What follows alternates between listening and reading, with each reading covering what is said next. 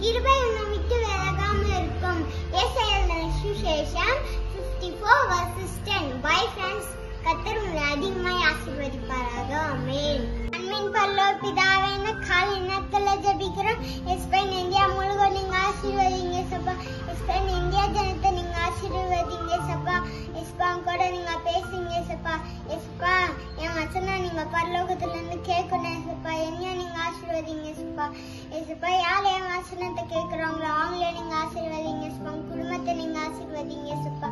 எஸ்பா prime மினிஸ்டரை நீங்க